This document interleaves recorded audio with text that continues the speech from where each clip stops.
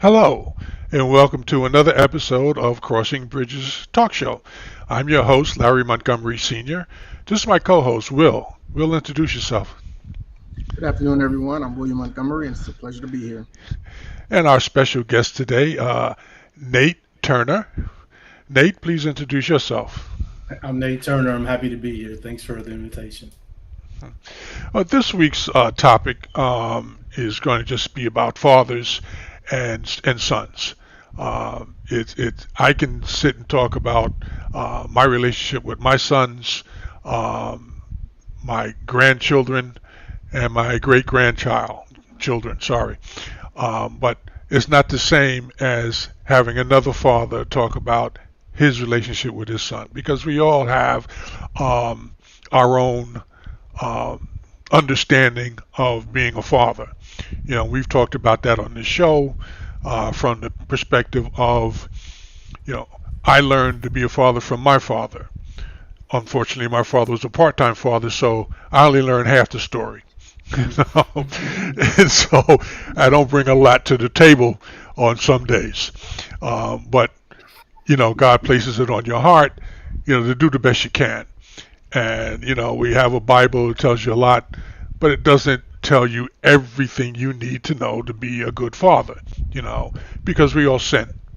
Yeah, we fall into that. But the reality is that, he gives us an opportunity to get back up and to try it and to do it better the next time. So I happened to run across Mr. Turner here on this new app I found called Pod Match.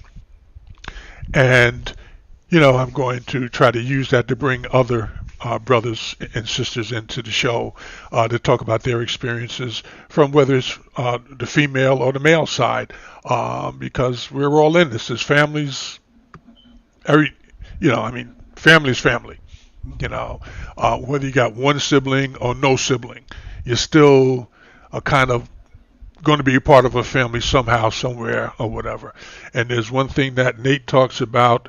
Um, Let me give you his introduction here in a second that I want to key in on. We may talk about it this time, we may not. He mentioned adverse childhood experiences, ACE. And so I'll give him an opportunity to decide whether he wants to talk about that or not. But let me just tell you a little bit about him. Mr. Turner is considered an humanity propulsion engineer. Did I get that right? Yes, sir. You did. Okay. He is a father, author, public speaker, national freelance writer, and an education and parenting activist. You can find him at TEDx Talks, The Washington Post, The Good Men Project, The Raising Superman Project. Nate Turner encourages people to be whom you have always dreamt. He's a native of Gary, Indiana, and was raised in a home where he survived 8 of the 10 adverse childhood experiences. Despite being informed by his high school guidance counselor that the best he could expect from his life was to join the military, and I want to deviate right there. Yeah. I had a similar experience with my high school counselor who told me I should take up, what is that, not academics, but a trade. Vacation, vocation. Okay. And years later, I found myself teaching at the university that he was working at. So that didn't really work out. But back to our guest here. After that word of seemingly discouragement or disencouragement, Mr. Turner earned a bachelor's in accounting, a master's in history and theology, and a Juris Doctorate.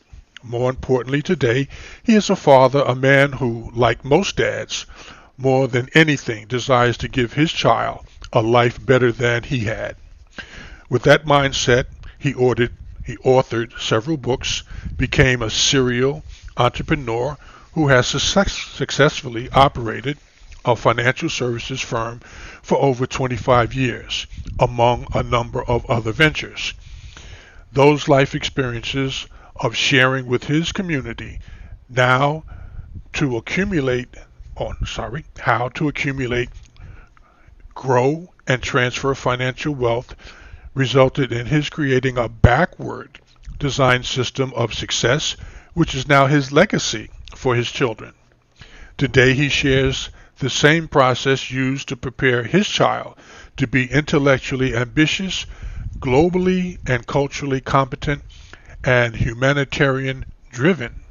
This system, now known as the Life Template, was born from Turner's desire to give his child a life better than his own, so that no one would ever try to predetermine his life trajectory. Let me stop there.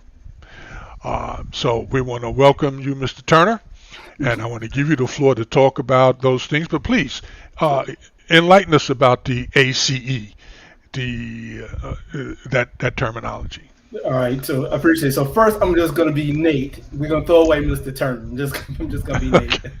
Okay. No, so ACEs, adverse childhood experiences, was a study done by the CDC and Kaiser Permanente, which is a hospital. I want to have its foundation in San Francisco. I could be wrong, but the study shows that there are 10 issues, 10 areas in one's life that could somehow affect your mobility, your health, your ability to earn a living, and so forth. And some of those 10 things are living in a home where someone abuses drugs or alcohol, living in a home where someone is abused physically or sexually, living in a home where someone in your family has been incarcerated in some capacity, growing up in poverty, living in a food desert. I don't have the 10 items in front of me, but there are 10, and I am a product of 8 of those 10. Okay. So, yeah. Okay. And I only point that out because oftentimes you hear people when they meet you, they assume now that you're a finished product and that you didn't have any challenges. And it's important for me to say to people, like, you all have no idea where I came from. In terms of how I got here, and I'm not saying that because I'm better than you. I'm saying that if I could make it through that, so could you. Anybody could do it. That's sort of the way I approach that. Okay. Okay. So now, being invited to talk shows is not new to you, Nate. So, what topic do you find most interviewers want to explore? Well, it's interesting. Sometimes people want to talk to me simply about being a black father.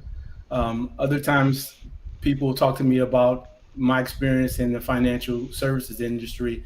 And folks are talking, wealth accumulation and generational wealth is a big topic, particularly in our community here. People talking about that all the time. What I like to talk to people about generally is about how to lead this planet better than it was when you arrived, and this concept I call the who mindset, which is that the most important word to me in the human language is the word who. And oftentimes I find us talking about our why. I'm sure you've heard people talk about you need to know your why. I always say we need to know who we are, and we need to decide who we want to be when our time is up, because that's what life is about. It's about establishing who you want to be when you can't tell your story anymore, and someone else writes your obituary, someone else speaks at your eulogy, and someone else writes those last words on your tombstone. So that's what I typically enjoy talking about is who. Okay. Okay. Will, did you have a question, or are you just? No, I'm feeling everything this gentleman is saying, and it's good to hear other people, verbalize that and get that message out, because if you don't hear it, sometimes you're not thinking about it. It might be a little nugget back in the brain, like what do I want to be remembered as, or where am I coming from, or who I am. But until you start hearing somebody saying, hey, I think about this too, or I feel like this is important, it doesn't really become a topic until it starts getting discussed. So. True. Now, Nate, tell us about your son and your adventure in raising him. All right. Well, so how much time do we have? Because I can talk about that. I can talk about that cat forever. My Uh-huh. son's name, Naeem Kahari Turnabandeli. Naeem is he's a fourth year PhD candidate at Carnegie Mellon um, in the area of electrical and computer engineering. His interest is renewable energy and power systems, and he has what he calls his personal value proposition, which is that his intent is to use technology to enhance the lives of people who have been historically and geographically underserved and underrepresented. That's why he became an engineer. Um, to tell the story backward is to tell you that I did not want to be a parent. I had a tumultuous childhood. My father and I did not see eye to eye. I tell this story about, if you can imagine, two snowflakes falling from heaven, and they fall on top of a snow-capped mountain. And these two snowflakes have a decision to make. Either they can walk away from the edge of the mountain and be friends, or they can get in a fight and fall over the mountain and become a snowball, which then Mhm. becomes a bigger snowball, which then becomes something that becomes an avalanche and makes everything under its wake. It gets destroys everything under its wake. That's essentially my life with my father. My Mhm. father and I did not know how, as two snowflakes, to coexist without essentially destroying everything in our wake. When I so that for that reason, I did not want to be a parent. When I learned I was going to be a father, I decided that I needed to do something better than my father. And you mentioned earlier about only having your father being a part time and you only getting half the story. So yeah, so I feel kind of the same way. My father didn't know his father. His excuse for not being a great father was that he didn't have a father in his life, so that was his excuse. That excuse was afforded to me too. I just chose that I didn't want to use that as an excuse. So the very first thing that my wife and I decided to do upon learning we were going to have a child was to figure out, well, what is it that we'd like our child to do, at least in terms of education. And so we wrote Harvard for an application and took the application from Harvard, created a template, and used the template to backward design his life. So Oh, good. everything about his life was geared academically towards getting him to meet the academic qualifications of Harvard.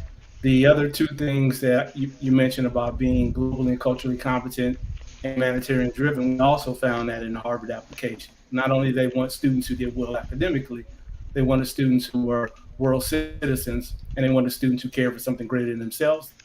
I was working on my master's in history and theology, so I figured I got that part, the humanitarian part, figured out. And then we just needed to figure out what we were going to do in terms of the global and cultural competency part. So again, everything we did was directed towards that. So we wanted to raise a child who was intellectually ambitious, who did well academically. So he started reading by his second birthday. His vocabulary exceeded that of an 8-year-old by the time he was 2.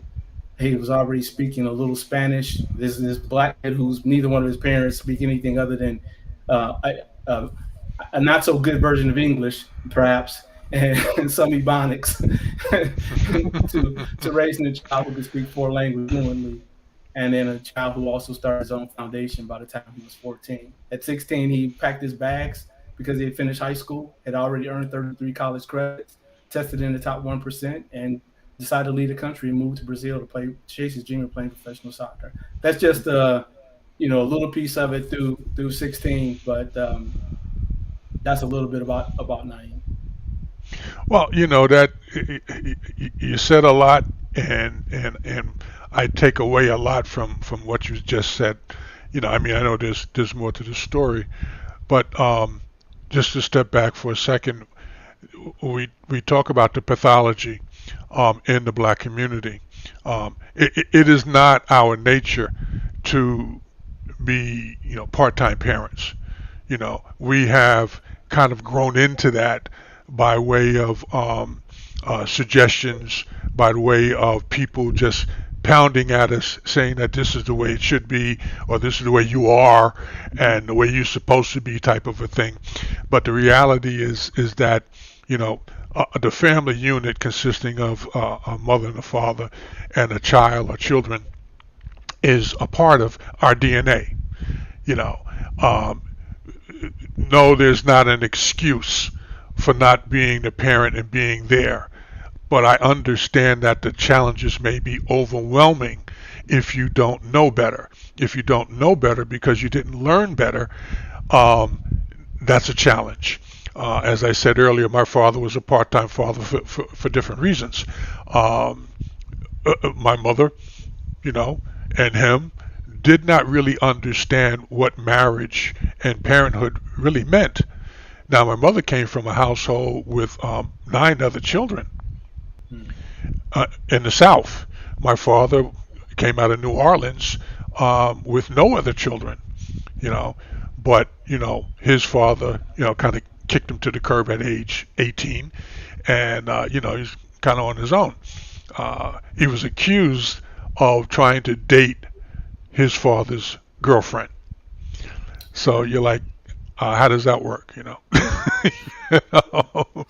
But the pathology is my father didn't learn how to be a father to the fullest extent because he had no role model to look to other than, that what was going on in his father's head. It's more important to me about my girlfriend than my wife or my child's mother. And we see this time and time again. I wanted just to point out that in a study done in 2014, African Americans constituted 2.3 million, or 34% of the total 6.8 million correctional population. So, as a population, black people at that time were about 10% of the population. How is it that we wind up representing 34% of those who are incarcerated? And a part of that is brought back to the fact that fatherless households, you know, even today, it seems as though it's easier to impregnate somebody until you figure out that you want to be with them than to say, well, let me not impregnate somebody until I figure out that I want to be with them, because it's not about me. It's about the father that I'm supposed to be and the mother that she should be. Not everybody, not every woman that you see is marriage material. That happens. And not every woman that you see is the one for you to marry. Such is life. The challenge is to figure it out before it's too late. Okay? And so we have one of our viewers, Miss Addison. He's pointed out a couple of things about, and the last thing she says is, was it? I'm trying to read this out, and I got my glasses on. I should be able to see this. He says something about the when we were talking about ACEs. I'm glad that he noted that it is an excuse. Many people use the ACEs as motivation to be better people. Now, I'm trying to put that in my head, but I kind of understand what she means there, versus using the ACEs as an excuse to continue to do what you do. We can find all kinds of reasons to justify in the conversation why I failed to do this, or why this didn't come out the way I wanted it to come out. The reality is, look, it's not easy. And if you don't have anything in the background, any kind of foundation, it's even harder. But you just got to keep trying. You got to talk. And this is what this show is about. People get together and talk about those issues. I may not be right. You may not be right. But it gives me food for thought. So it's down the road, if something comes up, I might say, oh, yeah, I kind of remember so-and-so was talking about this, or so-and-so tried this, or whatever, that kind of a thing. I learned a lot sitting at the foot of my mother's feet, not all of it was about being a good father, but, that's where you learn. You learn from those who've been there and who have done this before, So let me stop dribbling on and let my guests continue.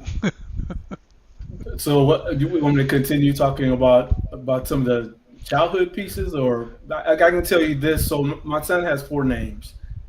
Before he was born, my wife and I made the decision that we would not give him a name that didn't have a meaning. and we wanted to, not only did we want to give him a name that had a meaning, we wanted to give him a name that the community, his village, would be a part of naming him. That we believe that if it is true that it takes a village to raise a child, that the very first thing for us would be to make sure that the village understood the importance of the child's name in the very beginning. So when we brought our child home, and I should say this, when we learned, when we say we're pregnant now, which is crazy to me. I'm old. I guess I'm old enough to say, back then it was she was pregnant, and I was just the waiting father.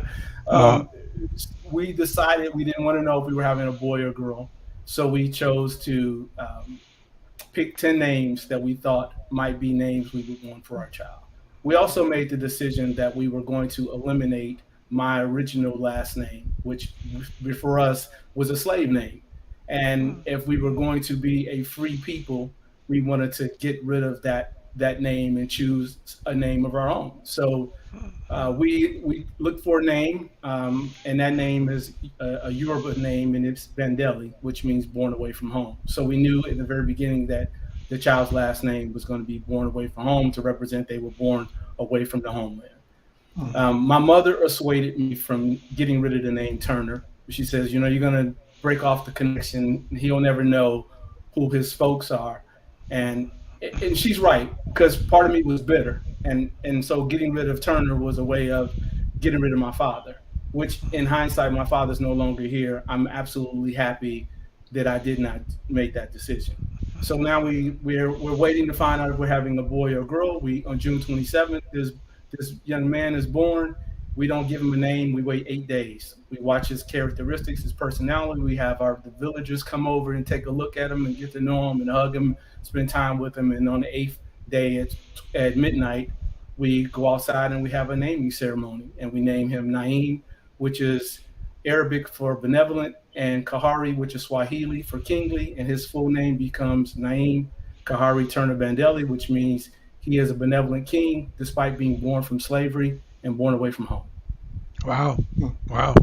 That's very interesting. Uh, from what I've seen in the last years, the basis for naming a child is changed. From one uh, Cadillac or Cavassier to drumstick. I don't know, but the rationale, is important. My son's name William was the first name of my best friend, and I respected him to the point that the love I have for my child, I still was in my heart for my friend who's now passed.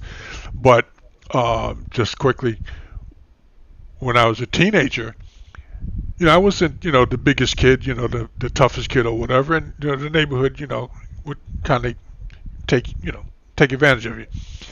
And he was same age, but he was one of the coolest guys in the community. I mean, the the senior teens respected him, and he was just that kind of a person. It wasn't like he's a bully or anything like that there, but he was confident in himself to the point of whatever you got going on doesn't phase me. I'm going to do what I think I need to do. I'm going to do the best I can, and that was it. So I respected him for that. Plus, he beat down a couple of bullies for me, and that worked out good. So I named William, William, and my other son, my oldest son, Larry. Uh, Obviously he's named after me, but I certainly respect and I appreciate the time that you took to decide what you were going to name your son. And from what I do understand, it fit him very well, and he's done very well and made you proud of that. Well, yeah, the goal was to give him a name that not only that he could aspire to, but he could live up to. So as you're and when you're a child and you do something, always saying to you, "Hey, so what does your name mean?" And after a point, he'd be like, I know, I'm a benevolent king. And then I just say, okay, like, so what does that mean? It means it's supposed to be good. Why are you good? Because the kingdom requires the king to be good. Okay. And you just, one day you wake up and you realize, oh yeah, he's got it. And other people start to tell you. There was a time when I think he was probably 5 or 6. There was a young lady in his school, and she was new, and he was at an international school, and he came home with this conversation about we were reading a children's Bible, and there was a story, and I can't remember exactly what the story was, but it was about what does it mean when people don't like you, and when no one sort of welcomes you. And I said, is there anyone that you've come into an experience with that? And he said, yes. There's a new girl in our school, and nobody in our class, nobody plays with her. I said, well, what do you do? He said, well, I've tried to play with her. And I said, well, is there anything more you could do? He said, well, let me sleep on it, and I'll let you know in the morning. I said, okay. Mm-hmm. So in the morning we get up, we pass the grocery store, and he says, hey, stop. And I said, well, I can't stop now. We're going to be late. He says, I know what to do. I said, all right, well, we'll do it tomorrow morning. So the next morning we leave a few minutes early. We stop at the local Kroger. He goes in the store, and we buy her a dozen roses and balloons. He buys roses and balloons for a 6-year-old girl. Takes him to school. About an hour later, my wife gets a phone call. The teacher is crying. All the kids are playing with this little girl now, simply because he decided to open up his heart. And those are the kinds of things that he's been doing the duration of his life. And I like to believe some of that is because of the name choices that we had and what we instilled in him around those names. Mm. Yeah, wow. You know, our comment here from Miss Anderson, I use Emmanuel for my youngest middle name, means God is with us. And we get that from, well, my experience has been that names, uh, the whole thought process was important in the Jewish community, Mm-hmm. uh, Israel, back in the day of the Bible. But that's also true in the African community, Absolutely. as far as there's a reason for that name, you Mm-hmm. know, and, I liken that thought to, um, what the heck is his name? Was a disciple, and I'm sorry, just can't pull that name out of my head. He was a disciple who betrayed Jesus, Judas. Judas, and that's exactly what the name is about. Being being a traitor, So yeah, uh, names are important, and especially if you get the right one, what if good, bad, or indifferent, it's going to tell the story before you even walk in the room. Here comes Judas. Yeah, okay, good. Here comes the king. Hey, people respect kings. I mean, there's been some that have not been so nice, but the fact is that because he is the king, people respect that fact. And so again, I'm glad to know that. What was it? You didn't say much about your family life as far as your wife and things like that. There, I mean, do you Yeah, not talk no. about that? Oh yeah, I'm an open book. We can talk about anything. We can talk about anything you want to talk about. My wife's name is Latanya, Huh. and Latanya and I met while I was in law school. She was working at the university. Attended Valparaiso University for law school and graduate school. So I met her while I was there. I always tease her that sometimes she tells me or wants me to stop talking, and I remind her that the reason she was hired at the school is because I didn't close my mouth. I led a protest on campus Oh. one year because someone tried to set a young African American male on fire in his Mm. room during I think it was 1992. I think Mm. David Duke was going to run for president. I'm assuming it was some white male student put flammable liquid on this young man's door and under his door, and they set it on fire. He couldn't get out the room. People had to come rescue him. He came with other group of African American undergraduate students down to the law school building and asked me what they thought what they should do, ask them what they want to do, and overnight we got about 3,000 students to protest and close the Mm. campus and Ah, make some good. changes. And one of those changes was that they would hire more people of color, including someone in admissions, and that person ended up being Latanya, who I did not know but ends up being my wife. So I told her, Ah. "Yeah, you don't like to hear me run my mouth, but it is exactly because I ran my mouth." Mhm. That's amazing. Yeah, That's obviously a blessing, yeah, because you never know. yeah. You No, never know. she's always been a pretty good sport. Um, my ideals about what my male child should do and be, as you can imagine, are a little bit could be a little bit seems to people at times to be a little bit controversial. Um, and so if you're married to that guy, you have to make some decisions about how are you going to get along with that guy who wants to, for example, make sure his child is done with high school at 14 and believes his child should speak a whole nother a series of other languages and he should leave the country, at 16 and go live on his own. You're kind of a different cat.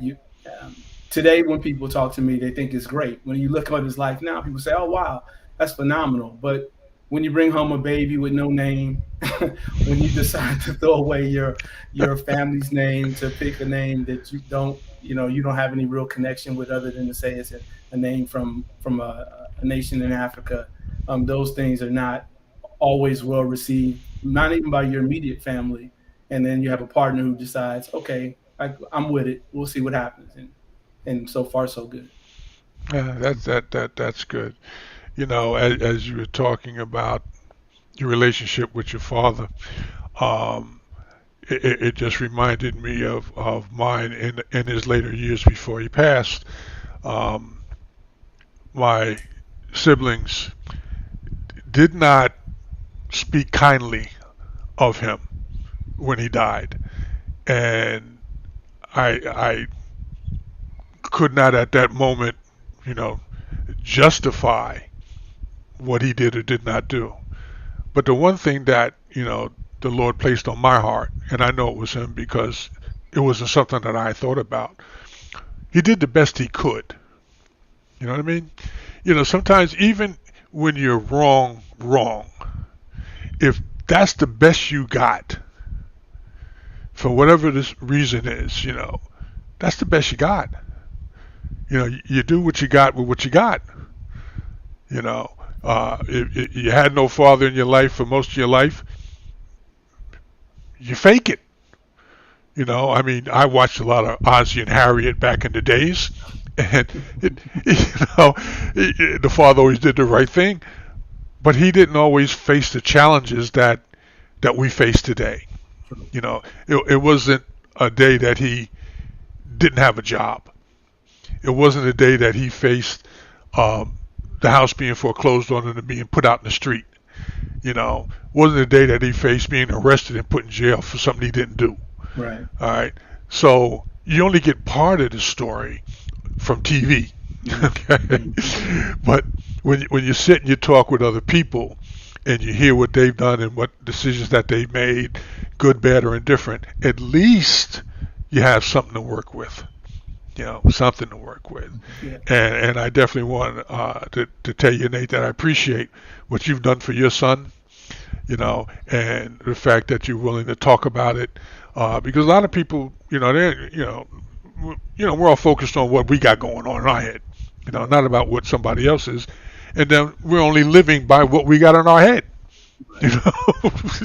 So, So, so I would say that I appreciate the platitudes. The truth is, I don't have a choice but to share with you because I'm only here with you all now because other folks decided to love me and care for me for no reason. We don't have it today, which I feel like this is sort of what your show is.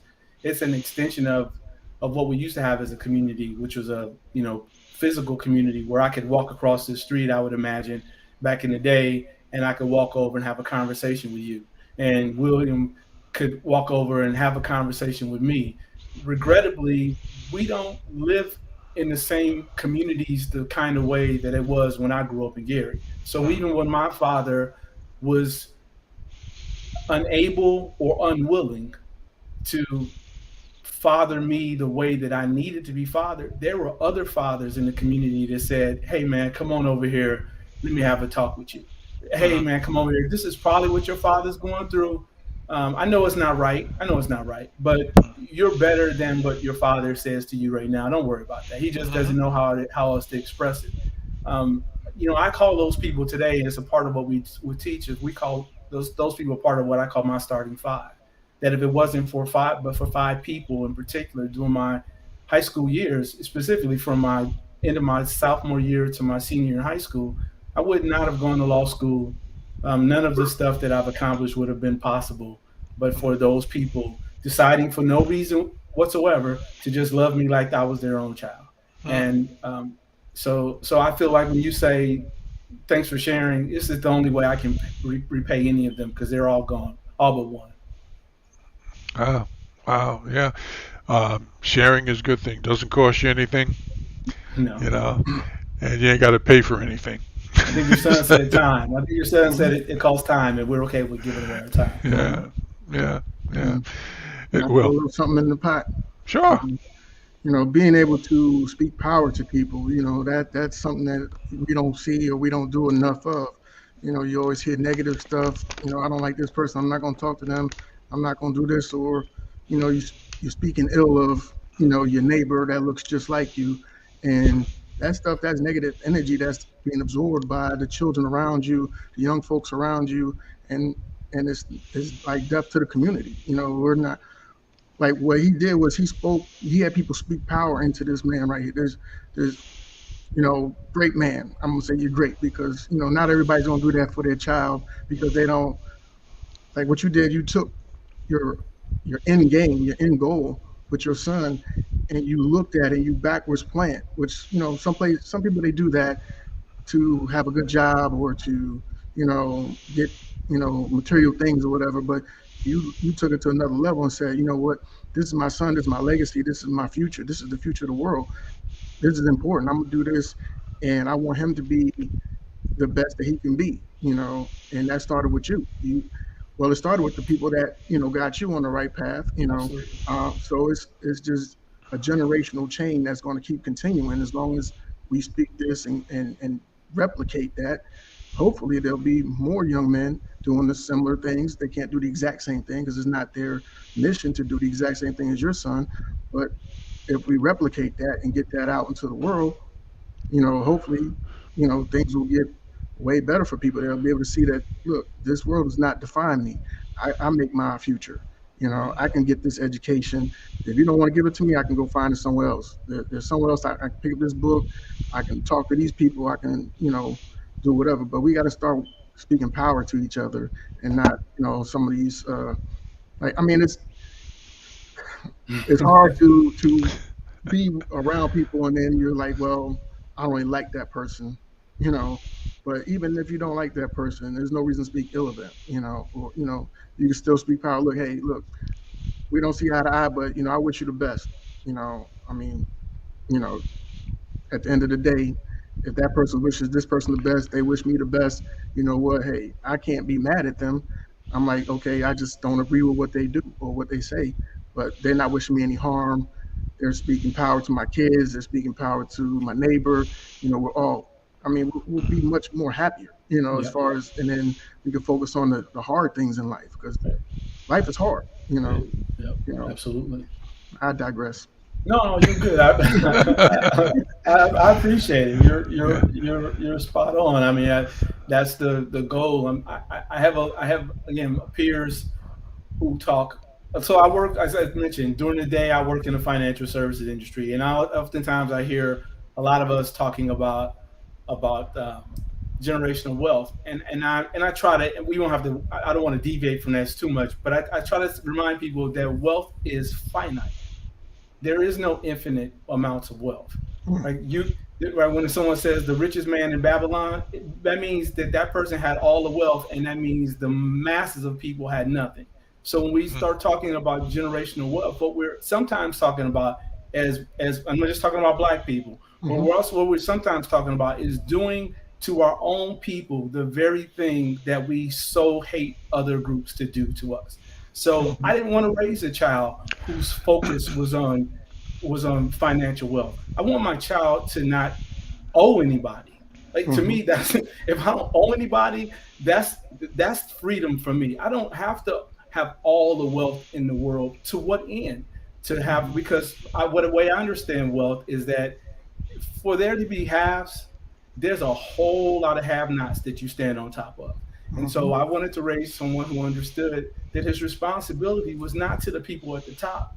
His responsibility was to the people that we call the least of these, but we don't even use that term anymore. We say the least of us. I need you to include yourself in that group. Otherwise, you separate yourself and you don't feel like you need to reach back and help them. So that's the objective about being my son's father and sharing with other fathers, is to say, hey, the only legacy that I might actually have, because it may not be wealth, is the legacy I have from the child that I produce and Hmm. what that child goes on to do. As if your father had us praying at the beginning.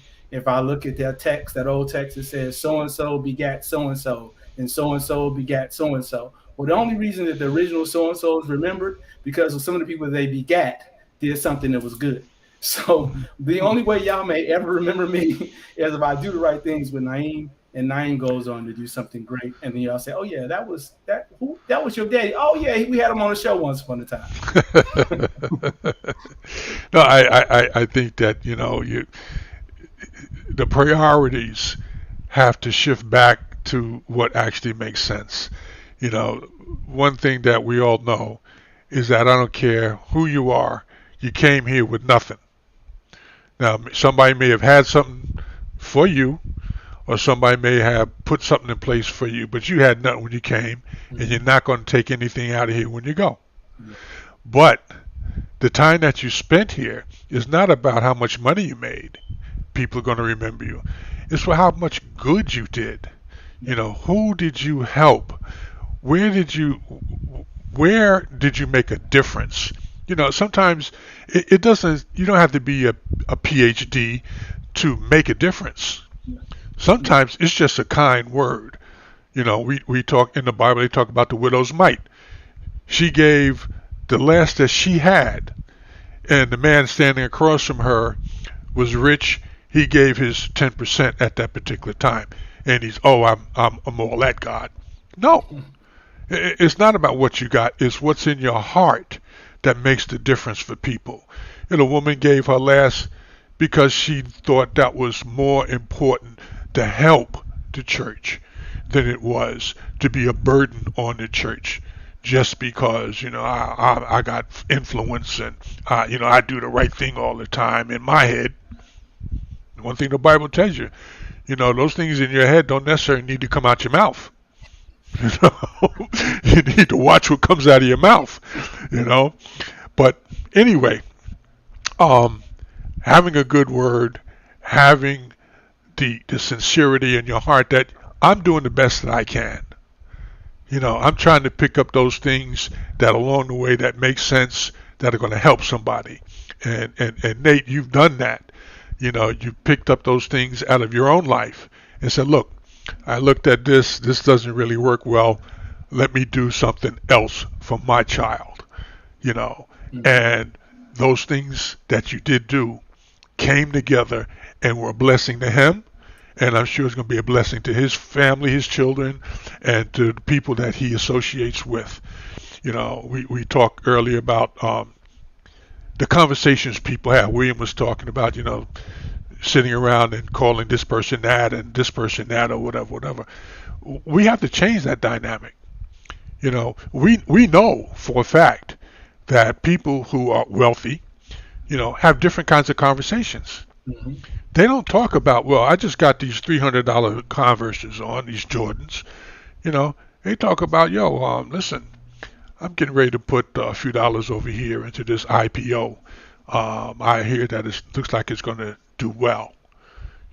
Oh, look, I'm thinking about investing in this particular piece of property because the neighborhood is changing to such and such, and it looks like it's going to appreciate.